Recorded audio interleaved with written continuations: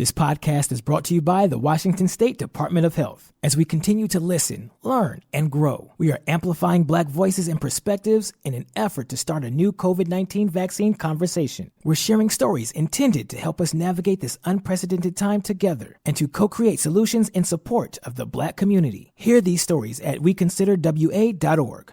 Oh, fiddlesticks! What, Wilbur? We just got hit and I think my back is all been out of shape. You gotta talk with those whippersnappers at the Advocates Law Firm. They're the best injury lawyers around. What? Pipe down, Clarence! Abner's telling me about the lawyers and the advocates. So what happened to you, Abner? I was walking across the street with the light when some young punk came screeching around the corner. I lost a toe. What? Shut it, Clarence! If you get injured, the advocates get results. AdvocatesLaw.com. What's up? It's your boy, the Ted Smith. Thanks for listening to the Men's Room Daily Podcast. Want more? Check out the greatest podcast in all the land, The Podcast. Be sure to subscribe and listen to a brand new episode every Tuesday night. 99.9 KISW. We return to the men's room with Miles and Thrill.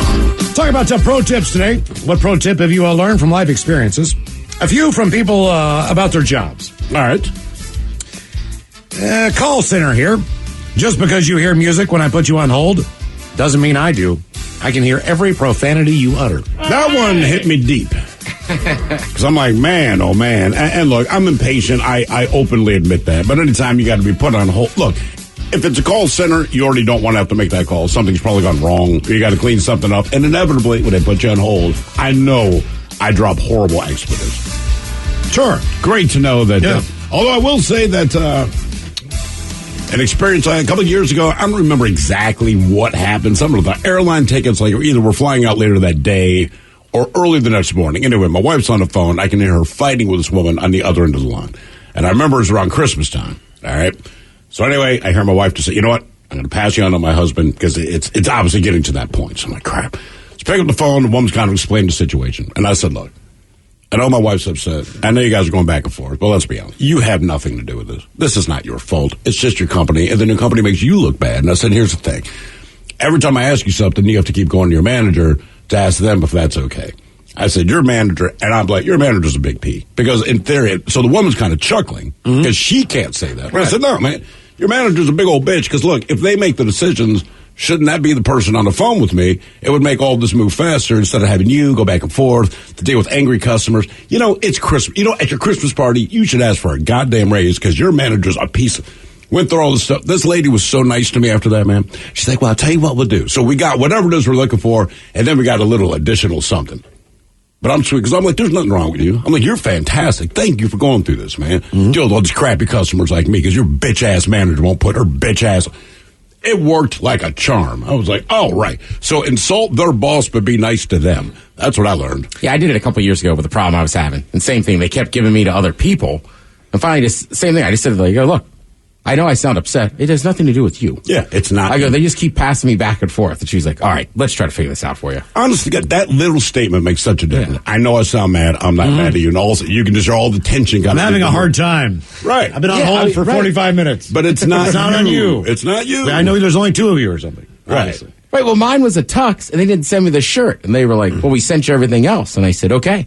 Right. Do you think it'll look odd when I'm standing in this wedding wearing a tuxedo without a shirt on?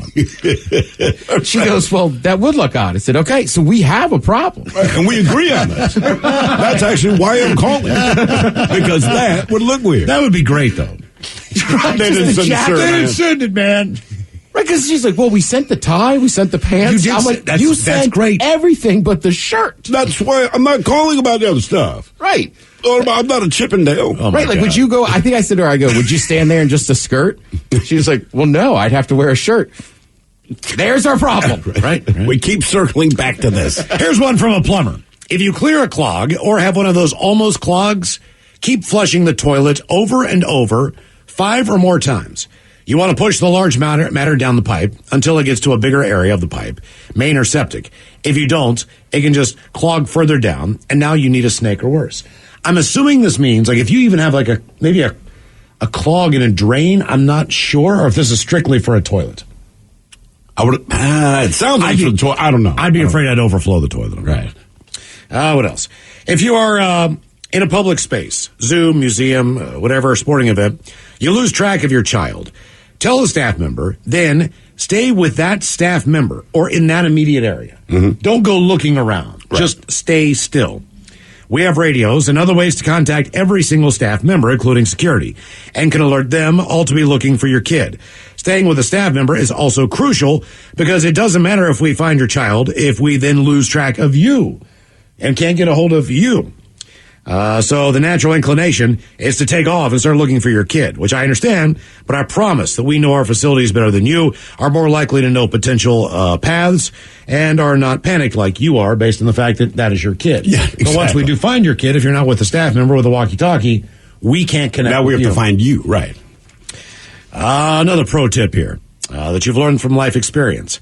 Any concert you go to, if you are on the floor or anywhere down, maybe you're in the grass, maybe you're headed to paint in the grass, where is the best place to get a seat?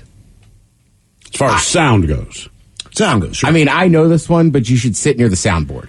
You should sit Yeah. near the soundboard. He's got Right, it's the usually primo kinda, spot. Right, it's kind of in the back, but right, he or she is setting the whole room to sound what it sounds like from their spot. Exactly. Sometimes you'll see a tower in the middle of a field or something Yeah. like that. And the guys up there, maybe, they got spots on there and Yeah. stuff, but the guy with the soundboard, that's where you want to be. Let's see here. If you're, here's a good one to know. If you're calling a florist, from a florist, you do not need to know any flower names to order flowers, unless you're trying to avoid certain ones. For an example, if, you don't want to send lilies to somebody who has a cat, for an example. Why not? That's the one that will kill them. What if I don't like the cat? They're going to know that you're That's trying my to sneaky way of hating their cat. Why did we buy Mike lilies for his wedding? Just basically stick to color, expected size, the bouquet, and the budget. The florist, they'll do the rest. Also, there aren't nearly as many bridezillas as one might think, and the worst brides to deal with are not the picky ones, but the ones who have no clue what they want in the first place. Let's see here. If you're buying a mattress at an actual mattress store, do we know the right time to buy a mattress? I don't know the right. I've heard for a lot of products, I have heard at the beginning of the year because everything is last year's model and they want to get rid of the inventory. I just bought one this year and we did it President's Day only because the President's Day sales, but I don't know if that's the best time. Springtime, the middle of spring. That's when it gets incredibly slow for the mattress industry, believe it or not, for whatever reason, and they have the best sales. So mattresses are expensive. If you want to get a deal, buy it in the spring. What's the big time for mattress stores? That is a great... You know what I mean? Like, what is the big rush on it? When you're working a mattress store, like, what are the 2 months where you go like, hey, man, things are about to go crazy? I mean, maybe just the fall because the weather gets kind of bad and people are like, I could be use more a nap. comfortable in bed. I don't know. The weird thing about mattresses is, like, if you go... I don't know. What's a good example? If you go to a brewery and you get one of their tasting flights. Yeah. They have 6 different beers. And you pick the 6 that you want to try. And you're going through them individually and you're tasting them and all that. You're like, oh, this is lighter, or this is hoppier, or whatever. You get a general sense of what you like, and then maybe you actually pick a pint of the one you like the most. If you've never been mattress shopping, it is the strangest thing in the world. Because there's a guy or a woman standing there, right? And there's maybe 5, 6 mattresses. So you lay on the mattress, and you kind of just lay there, and you kind of fake roll to one side, Right. you kind of fake roll to the other. And, you're trying for firmness or whatever it is you're looking for, but you're just kind of sitting there thinking to yourself, like, can I sleep on this? Then you go to the next one. It's really not much different. But he It's insists just- that it is. Yeah, it is. Yeah. This one's a little soft. Okay, you guys were laying Okay, on this. all right. You said that's comfortable. I was just like laying there going like, okay. I mean, I and then you go another one, and it's the same thing. It's so. It only weird. changes if it's a dollar amount. So the problem is they'll roughly ask you what you're willing to spend or looking to spend. Obviously, they're going to try to upsell you, but they have a general idea what your budget is. So they will put you on mattresses in that budget. But the problem is, but all of the mattresses feel roughly the same. Like you go lay on one of the cheaper ones, you go like, okay, I can feel the difference, but that's not the one I'm going to buy. Yeah. They had us lay on 6 different mattresses. And then it gets to the point where I'm like, look, I just want to go. Can we have on this real quick? like I'm comfortable on all of them. Right. I guess this is the good one. Then the last thing he did, all right, so me and my It's wife, always better than your current mattress. Don't yeah, get no me matter wrong. what. So we're laying there, and we just kind of look at each other like, look, I forgot the first 4 or 5 minutes. Exactly. But It's so are weird. we cool with this one just so we can be done with this? And she's like, yeah. So I'm like, all right, cool. So the guy goes, oh, you like that one? I go, yeah. So he hands me this remote and walks away and says, now do it adjustable. I was not looking for an adjustable mattress. Right? I'm like, sure, dude, whatever. I hit that thing. I'm like, oh my God, this is nice. We're about to spend more money now. So now we have this. How do we live without an adjustable shirt? Right. It was that quick. Yeah. It was that quick. And now it's sitting in my bedroom and it's permanently adjusted where your head's up a little bit. These are more tips from people in different industries. Here's one from a guy who works at a shoe store. If you're getting a dress shoe, typically the sizes are a little bit different, so be aware of that. Bring dress socks that one day. Other socks are thicker, especially athletic ones. I cannot exaggerate the amount of times that men return dress shoes in a panic for a big event, job interview, wedding, other crap. And the shoe is now flopping off their feet, bless you, because they are now wearing dress socks. And the rub will cause blisters and bleeding on the back of your heel. Sure. If the shoe is too big. Here's another from a bartender. I tell everyone to skip the fruit in their drinks cocktails. No one uses tongs or gloves. Whether it's laziness or time, fingers are filthy behind the bar, moving from soda guns, rags to wipe off the bar, handling money, everything else. Right. Stay away from the orange in your blue moon or whatever it is Right. the hell you're doing, because it's probably not a good idea. I mean, that's true. I don't know. I never really thought about that. Most of the time you don't think about it. Yeah. But, like anything, you've seen the bartender. He has that dirty-ass rag. They wipe up the spot for you to sit down. You order your beer, and then they plop the orange on the side or whatever the hell. I have the luxury of not being a fruit to my drink guy. Right. Even if I don't like Blue Moon, but even if it's Blue Moon, I don't want the fruit. I just don't. I just feel like there's certain cocktails. Like if I get a vodka soda, I got to have a lime in it. I would do it with that, but still going to be dirty, right? We got a few texts here where people say they give what they have learned in life. Now, this person says, freeze any and all bread products that you get from the store for at least 3 days to kill all the mold spores that exist inside the packaging facility. I do this, and I regularly can get bread products to last over 4 months. Huh. I typically do freeze bread, bagels, rolls that I use, because I'm only making 2 at a time. Right. Package of 8. I don't need to because fine. we got the kids. Someone else here says, pro tip, always wash your hands before you take a leak. Your junk has been in the same place all day. Where have your hands been? Yeah. I've always argued this. There's nothing wrong. Are you trying to keep your D clean? I mean, there's nothing wrong with washing your hands on the flip side of that, but I've always said, look, according to everyone, the 2 dirtiest places on your body are your mouth and your hands, and it's self-explanatory, right? So when I go into the bathroom, in theory, I should go wash my penis when I'm done, because I just took my dirty-ass hands and put them on my otherwise clean penis, but pro tip, people frown on that. What are you doing in here, dude? I'm washing my penis. Somebody says, I like this one. It says, hey, if the chick is way out of your league, she either has a drug problem or an ulterior motive. Started dating this girl I met at a bar. Everything was going great, but turns out she was on heroin. That explains why she fell asleep every time we had sex. Nice person, but the mood swings. Nice person. Fell asleep every time you had sex. If she's Out of your league. She's on drugs or she has an ulterior motive. Well, yeah. I just feel like she's on drugs is a bold statement. I'm on drugs. I like that. You're dating that chick, dude. I'm telling you right now, she's an addict. This What do you one mean? from, She's You see dating that girl Ted's with? She's got to be struggling on something. This I one like this one. from a restaurant busser. Don't stack your plates, resulting in food squished against the bottoms of other plates. Don't stack them to make more room at the table. It's a pain Right. in the ass for the busser. He says, I'm the stack master. I'll decide the stack order, God damn it. I work at a banquet hall. By the way, F birthday cake. Yeah. That is the worst, I guess, for the stack. I mean, he's right, and I know that rule. It's just hard to fight the urge because you think you're helping. I know. I mean, man, yeah, I'm sorry. I'm a plate stack. Now, that to be fair, because I do this at home, too. When I stack all the plates to clear everything, all the food is only on one plate, and that's the top plate. Right. I do try to be decent with that, but I never know if it's the right thing or the wrong thing or whatever. But The main one I know not to stack is when you have a bunch of condiments left over. what do you mean? Like if you're eating a burger and fries Yeah. and there's just a big pile of ketchup left over, like when you stack those, then it sucks. Yeah. You gotta, yeah. Somebody here, pro tip, don't tell your wife she's acting like her mother. Trust me. It wouldn't matter if you said you're acting like my mother. Once you add the word mother, things are going to go south. Oh, here's a pro tip.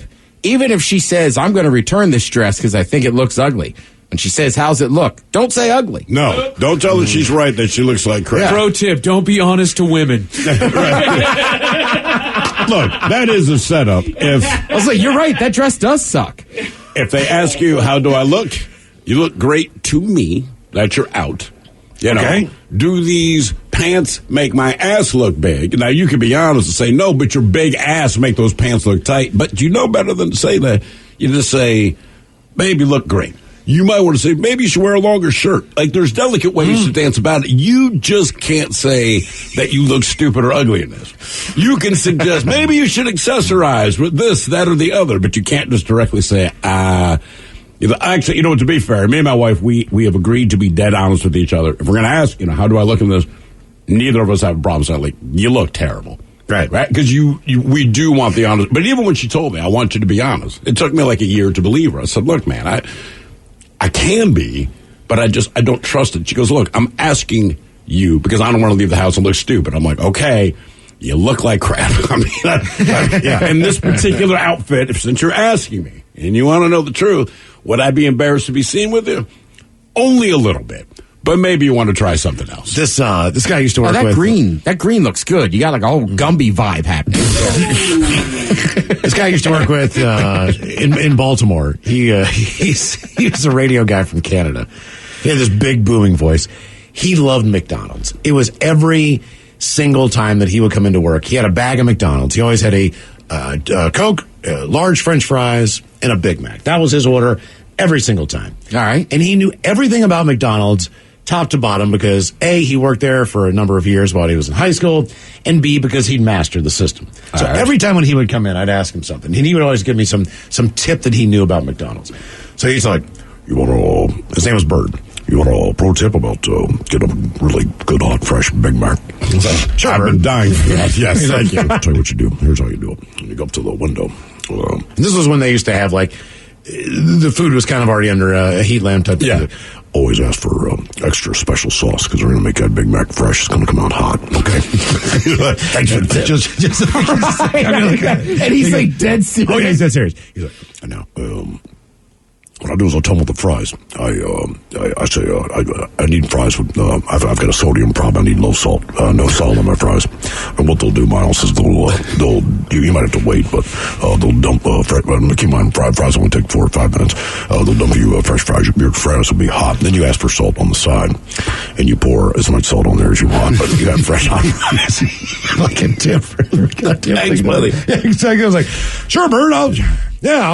I'll try to remember all that stuff. But next time I'm at the goddamn drive-thru to go Arches. I hope you're a parent someday. Well, it's even better because fresh Big Mac. It's McDonald's. I know. Like, there's one thing they're famous for. It's those French fries. Like, gotta get them fresh. Right. Like, how fresh do you want them, man? Right. You want some hot and Well, fresh? I think they've since updated because the one that I worked at, if somebody ordered, without any salt, we just dumped the older fries back in the fryer to just kind of reheat them because we kind of figured got you could fry the salt off. Yeah, well, we got onto the tip that everybody was ordering them with no salt because they wanted hot fries. Exactly. Here's the hot, here's the salt. Because they dump them into that basin that they need to cool off for like a half a second there before you scoop them into the bag. So there's still salt on there, so you still get salt on the fries. Yeah. So it's garbage. Yeah. Oh my God. Never order a salad. Those containers sit back there for months at a time. But we don't make the salad. They ship them in. I'm not sure where they're from. What pro tip? Bird, I've never thought of getting a salad at McDonald's. Thanks, McDonald's. man. Thanks, you brother. What pro tip have you learned from life experiences? 206-421-ROCK. Hello, Matthew. Welcome to the men's room. Hey there. How's it going, bitches? Hola. Hey, long-time listener, first-time caller. Thank you, man. We appreciate that. Yeah, I've been listening since summer of '89. Damn, man, you spent a ton of money on this crap. So I got a pro tip for you, for everybody. All right. Do you know what the speed limit is on a freeway entrance? No. Should be the speed that the typical freeway is at that point. So I'm assuming if you're in a 60 zone, you got to hit 60 to merge safely, people. But it depends because in Seattle they put goddamn lights. I know they make you do goddamn Shirley Muldowney. Right. You got to take off like a dragster to reach speed. It's insanely stupid. It's the stupidest thing I've ever seen in my life. When I was in driver's ed, I was instructed there is no speed limit on freeway entrances. you are to go as fast as the people are going on the freeway. Yeah. So you can merge. Zipper merge. But the problem is, again, when you get someplace like here, and I want to say California might do it too, where they put goddamn stoplights. Oh, yeah. You know, everyone's zipping 70 miles an hour, and now I'm already rolling on this ramp at about 45, so to keep up with traffic would be no effort. But now I have to come to a dead stop, and then start, and you're watching a light. But it's not. And watch a light. But it doesn't make sense to anything. It's not like it gives you a break. No. It just says, okay, now go. You better be going 85 miles an hour if you're going to merge on the DC Beltway. Right. You better gun that thing as soon as you get on the entrance ramp, or else you're going to get run over. What pro tip have you learned from life experiences? 206-421-ROCK. This podcast is brought to you by the Washington State Department of Health. When we think about the COVID-19 vaccine hesitancy in the Black community, let's remember, it didn't happen by chance. It's justified in history. But the will to change the narrative is strong today, and our people are lending their voices to the conversation. We're sharing our stories and the reasons that made us choose the vaccine so we can lead the way for others to make a well-informed choice too. To hear our stories, visit hereforuswa.org. Oh, drat. I was driving along minding my own business when that vulgar leech hit my Beamer with his pickup truck. I fear I've fractured my clavicle. I say, old boy, don't simply put it in the hands of your insurance company to sort it out. Talk with a dedicated row of solicitors at the Advocates Law Firm. Pipe down, you old sod. The Advocates will see your case through to the bitter end and won't sleep a fortnight until they have victory in their grasp. Jolly good, old man. Jolly good indeed. You get injured, the Advocates get results. AdvocatesLaw.com. Realtors abide by a code of ethics. This is Article 9 in action. Beth, a first-time homebuyer, knew nothing about the home buying process, except that she wanted to buy a home. But her realtor had the expertise to make sure Beth understood every document, even giving her copies to review with her lawyer so Beth could close on her first home with confidence. Complicated things explained in simple terms. The difference between an agent and a realtor is real. Realtors are members of the National Association of Realtors. That's who we are.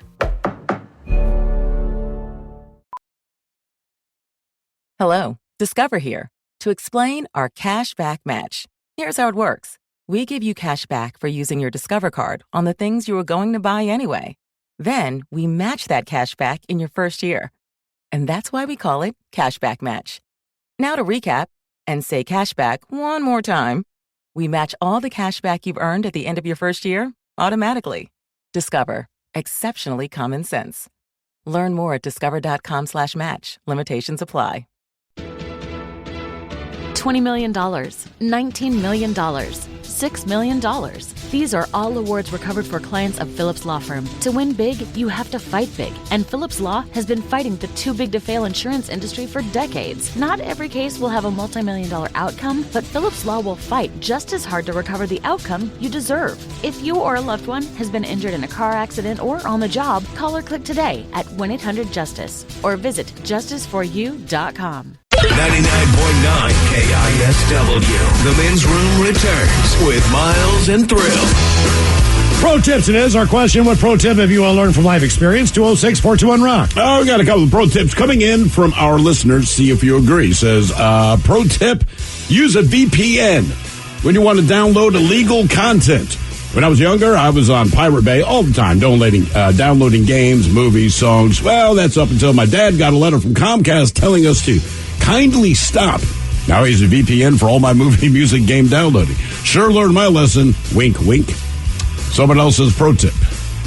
Make sure to not step in an open hole on the ground. Last time that happened, turned out to be a beehive. I stopped counting stings after 48. Got stung everywhere. Man, when I was growing up, at one point, we kind of lived out in the woods, and the big thing was do not put your hands in any holes in the ground for fear of it was foxes and something like groundhogs.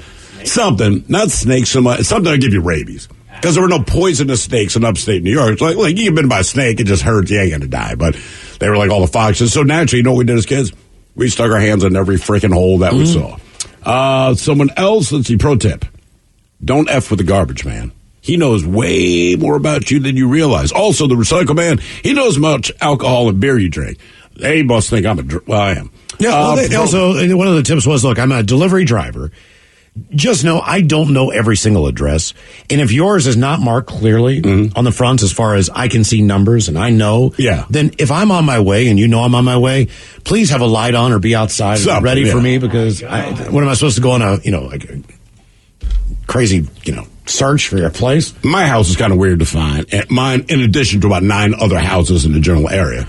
And I cannot explain how a delivery driver, you just see the frustrated, like, hey, man, do you know where so-and-so address is? I'm like, you're so close.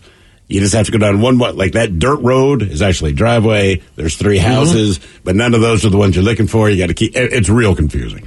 Let's see, someone else, I like this one. It's about kids. Where the hell was it? If you have 2 kids that fight about everything, let one of them have a week to choose. The other one gets the next week to choose. They say it eliminates those petty arguments. You should do the same thing if you're married. You get to pick dinner this week. Yeah. I got next week. What are you in the mood for? Not up to me. This is your week to pick it. This one's huge. You got to think. Pro tip. Make sure your headphones are actually plugged in when watching porn. Depending on how many people you live with. Right. I get that. There's a lot of times people think their headphones are plugged in. You realize they'll be on the bus or something. Oh, so it's kind of half and half-ish. You mean? Right, I've done it on the bus. Right, you don't just realize playing music, and my headphones are in, and then after about 3 songs, I was like, oh my God, this is just on full. I'm that guy, right? Nobody said anything. Maybe get a few looks. Okay. It's like, oh, oops. Now, that is a good one. And where the hell I like this one. It says, pro tip, teach your kids to count motorcycles while on car trips. It'll teach them to look out for them when they're old enough to drive. All right. Yeah, that's a sneaky way of doing it. That's not a bad suggestion at all. A couple others here. As far as travel is concerned, when traveling, bring a big trash bag in your luggage. Use that for all your dirty clothes, just so you can keep them separated if you need to. We actually, I don't know the name of the suitcase, and my wife said she saw it on Shark Tank, of all things. But it's this collapsible suitcase, all right? When this thing folds up, it's about the size of like 4 pieces of cardboard together. I didn't realize how big it was. So when we just went to Mexico this spring, we get there and we're there for a week. The kids, I don't know what it is with kids, right? Like somehow they produce more dirty clothes than clothing they actually own. You know what I mean? Like, how are there 4 pair of dirty underwear in one day and we only packed you like 6 pair of underwear, but there's still 8 in your suitcase? Whatever. But lots of dirty clothes. She pulled this thing out, and I mean, it was the fattest suitcase. This thing was perfect. Yep. Just based on my own travel habits that I do, as far as I typically I don't go spend an afternoon shopping. I know Seattle has wonderful shopping. I just don't go like, I'm going to go downtown and do some shopping today. But I do buy stuff for myself when I'm traveling. So what I'll typically do is I will go, even if I'm going on a vacation to go and play golf for 3 or 4 days, I'll only pack 3 golf shirts.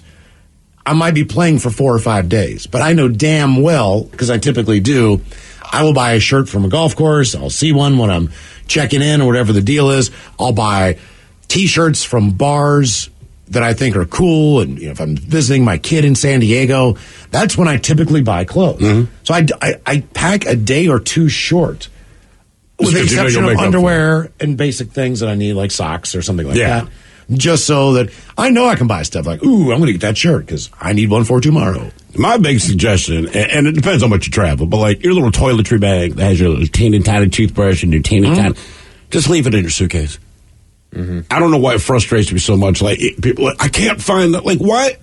When else do we use a toiletry bag other than when we have a suitcase? So once we grab the suitcase, I know my crap's in there. Yep. From the last time I went, man. Instead of going to the store and buying more of it, like we don't use it for anything else. Also, if you're picking up somebody from the airport, especially SeaTac, and you're not one of those that has the big grand reunion when you pick somebody up and you're more quick, pick them up in departures. Have them go upstairs to the departure landing. You know what? You're right. Because there's so much less traffic. It moves so much faster up there. That is a good call, man. I don't know why I never thought of that. There you go. Pro tip. It says here, I've worked in a Walmart. If you're at Walmart, please do this. If you have a large unbagged item, so it's a bigger ticket item, all right, put these at the end of the checkout belt so the door checkers can easily find it on the receipt. So either make it the first thing or the last thing. That way when they look to see, did you buy this TV, it's easy for them to find. Sure. All right. Teller to financial institution here. If you are depositing cash, please count it before you give it to us. We, of course, are required to count it as well, just to verify the amount. But if you don't know how much you're giving me, then how can you feel the right to argue with me about the amount of money that's being deposited? Right. Starbucks barista here. When you order a drink, say the size, and then is it iced or hot? Size first, then iced or hot. It's annoying and takes longer to walk you through the entire order. And if you don't know the sizes, no problem. I'm sure you're familiar with small, medium, and large, and we understand that too. You say that, man. When we first got to Seattle, I just remember rolling into whatever Starbucks location. I just wanted a drip coffee, right? So, and I didn't even know you called it drip. So I'm like, hey, man, I just want like a medium coffee. So the woman behind the counter is like, do you mean whatever the version of medium is? I said, is that medium? She goes, yeah. So, well, then, yeah, that. I mean, you can call it Good Googa Mugga and King Kong. Is it the medium-sized cup? Well, that's what I meant. Here's a crazy dark... Especially because that's they only had 3 sizes. I'm like, wait, the middle one. Here's a crazy dark tip from a department store chain that they were... Standard protocol for a lost kid. Now, we already said if you're a parent and you're at a zoo or whatever, a sporting event, stay still. We're going to find the kid. Just make sure that you're in the general location. We know where you are. But when I worked for a large retail outlet, the protocol for lost kids, we were told to ask what color their shoes were. All right. If the kid was grabbed by someone, that person typically tosses a different type of shirt on them, or a coat, or a hat, or something that does not make the kid look like the kid did when it walked in. Right. So, but changing their shoes, that's going to take too much time and effort. So if your kid is missing and you're asking for help, know what color their shoes are. That is a weird one. I'm just thinking, man. That's a weird one. 9 times out of 10, if my kid were to disappear, I could probably tell you what you're wearing, but you're right. If you ask the shoes, be like, I don't know. Yep. Guys, I've worked in charity retail for years. I will say this. If you are giving in something that you wouldn't use yourself because of the condition, it's more than likely going to go into the garbage on our end as well. Charities, we can maybe make them rags, but we don't get any money for that. Typically, that stuff will be thrown away, which just costs the charity more money. So the amount of stuff we get in that is unsellable is wild.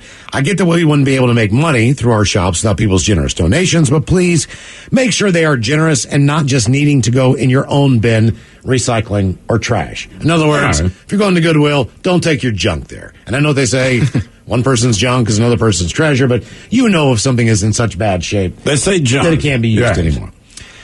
Guys, I worked in a credit union as a teller for years. If you have cash that got washed, torn, shredded, or any other form of significant damage, as long as you have 2/3 of the face in the middle and all of at least one serial number, all right, we can replace those bills for you. However, please do us as much as you can to put it back together. It will save us both time, as I can't replace it without knowing it's adequately there. That's some interesting tips, yeah. And coming from a nurse, please do not show up to the hospital with flowers and no vase. My job is to take care of my patients. It is not to search all over the hospital for a vase because you didn't feel like buying one. That's fair. Our question, what pro tip have you learned from life experience? 206-421-ROCK. And now here's one I never thought of, but I'm reading this from a listener again, and I think this is brilliant. Put wet wipes in the refrigerator after eating hot food, then grab them on the way to the bathroom later. All right. Yeah. Right? If you know that spicy food's going to wreck the backside, man, I'm like, that's pretty smart. Does it neutralize the spice, though? Because that's the whole thing. You know, if you eat spicy food, they tell you not to drink water because that'll make it worse. Right. So what do they, like, do the wet wipes have like a vinegar on them? Do they have something I think look, it's just going to be soothing upon contact, right? Hopefully. It's not going to be long lasting, but in that moment that you've just expelled whatever spicy ass meal you've eaten, your ass is on fire. It is. And even if it doesn't last long, a refrigerated wet wipe touching downstairs, it's got just like, oh, thank God. Also, a pro tip that I got from my mother-in-law, eat a banana after a night of drinking. It will help with the hangover the next day. The potassium? Potassium in it. It's got nutrients in it that should help with the hangover. Okay. And she hasn't had one in a while. I will say that definitely one thing I've learned is I'm a huge heavy drinker, drink all the time. Even when I'm damn near blacked out drunk, the one survival instinct I do have that I'm pretty good about, man, is drinking that pint of water and just popping some aspirin before I go to bed. Oh, yeah. Right? It doesn't get rid of the hangover, but it lessens the severity remarkably. Without question. Remarkably so. Here's a pro tip. If you go to happy hour and you're going to be late when you get home, You know, maybe your friend's going to drop you off, but he wants to have, one more. He's talking to his buddy, whatever the deal is. Always have Tums on you. God, yes. Because Tums will neutralize your stomach. And breath from alcohol typically mostly comes from your stomach.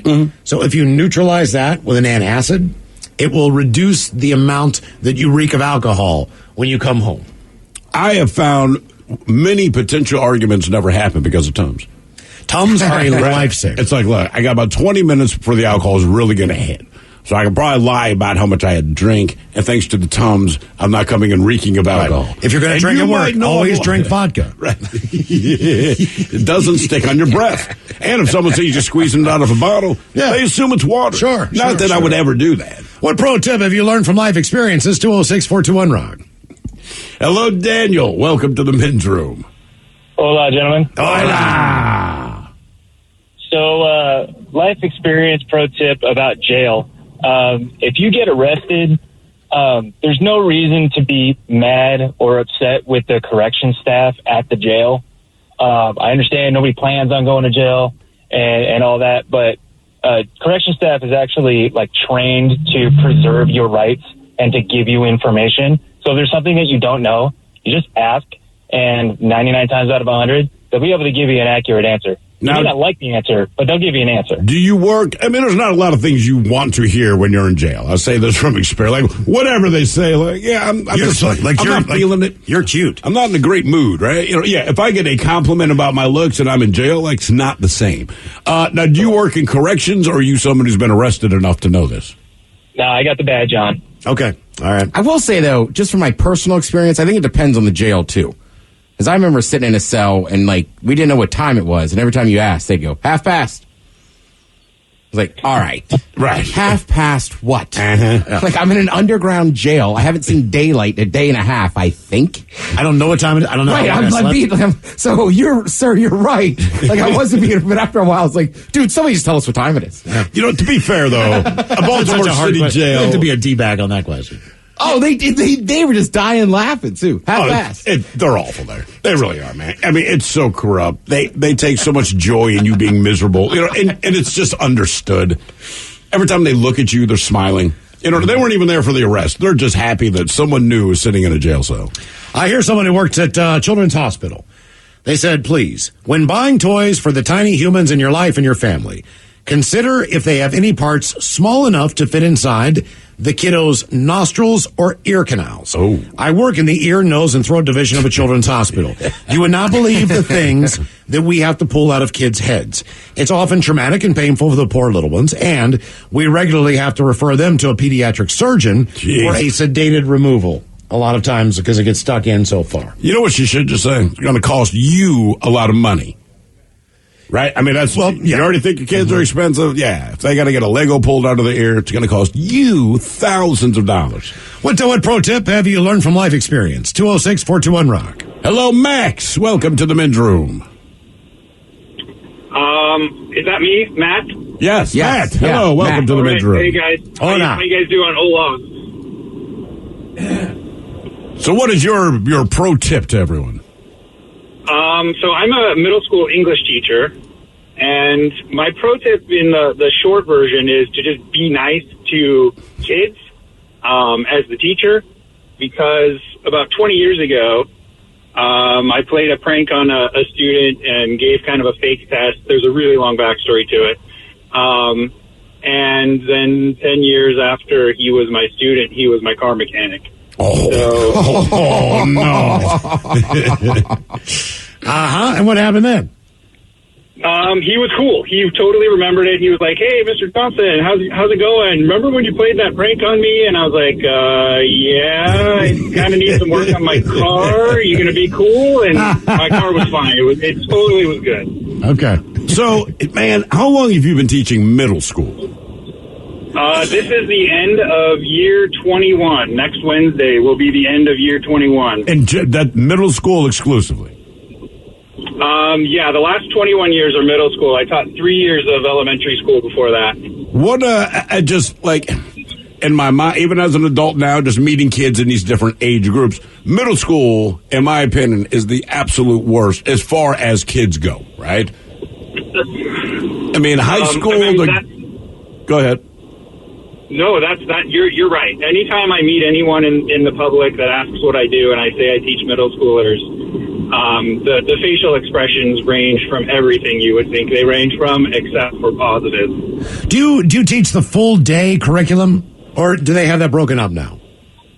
So our middle school has 7 periods, but our English class, which is what I teach, is a 2-period block. So I have the same kids for roughly 90 minutes at a time. Okay. How's that for attention span syndrome?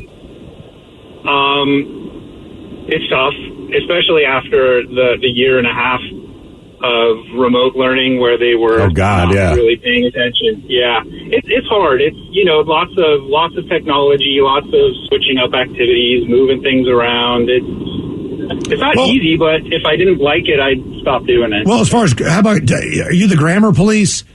Because it seems like since we went to school, a lot of those rules have changed based on the way that people communicate now. Yeah. And the difference is in correct. 2 spaces after any kind of punctuation if you're ending a sentence, and all these different things that we were taught were pretty standard stuff. I didn't even know that. Yeah, I didn't even know that rule changed as a teacher, and then all of a sudden I would start seeing things like only 1 space after a period, and I was like, okay, I didn't even know. Well, I see it, but it says it's a put down. It's like you're old when you see someone who does 2 spaces after and I'm like, what is that? That's just what we learn. Yeah, you're right, but I know I'm old. I am old, and but why does that make me old? People say you seem old. I'm like, I am old. Like who changed it? Was there some law passed that I missed? It's never an insult. I'm like, I am old. Congratulations, you're not stupid. So when it comes to stuff like, do they ask you to change as far as what you teach, right? So like Miles says, just 2 spaces after a period, knowing that that's no longer an obligation. You basically just type whatever the hell you want now. Is that something you change in class, or do you try to still be a stickler for at least the proper way of doing things? I will tell you that I start with, can you get the work done first, please?